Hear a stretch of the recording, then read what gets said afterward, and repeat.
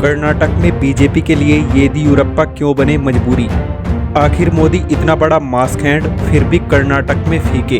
कर्नाटक में बीजेपी क्यों लगा रही लंगड़े घोड़े पर दांव। बता दें कि दक्षिण भारत में येदियुरप्पा वो शख्स हैं जिन्होंने अपनी मेहनत के बल पर बीजेपी को कर्नाटक में सत्ता दिलाई और बीजेपी पहली बार दक्षिण के किले को भेद कर पाई है। लेकिन बीजेपी के लिए ठीक उसी तरह कई और राज्यों में सफलता नहीं मिली और इस बार लग रहा है कि कर्नाटक में बीजेपी हार जाएगी। ये हम नहीं कह रहे बल्कि इस तरह के कई सर्वे आ चुके हैं। इसीलिए बीजेपी ने फिर से अपने पुराने चीते येदियुरप्पा को मैदान में उतारा है। बता दें कि 2023 अगले साल होने वाले चुनाव का खाका तैयार करेगा कि अगले 5 साल तक सत्ता में कौन रहेगा। इसीलिए बीजेपी इस साल होने वाले चुनाव को बहुत ही गंभीरता से ले रही है और चाहती है कि किसी भी सूरत में कर्नाटक चुनाव न हारा जाए। अगर ये चुनाव बीजेपी हारती है तो लोकसभा सीटों पर बहुत ज्यादा प्रभाव पड़ने वाला है। इसीलिए बीजेपी येदियुरप्पा को मैदान में उतार रही है। जी हाँ, कर्नाटक विधानसभा का बिगुल बज चुका है और चुनाव आयोग ने चुनाव की तारीखों का ऐलान भी कर दिया है और ऐलान के बाद राजनीतिक पार्टियों ने अपनी बैठकें शुरू कर दी हैं। कांग्रेस ने अपने उम्मीदवारों की दूसरी लिस्ट भी जारी कर दी है। वहीं दूसरी तरफ बीजेपी की केंद्रीय जांच समिति ने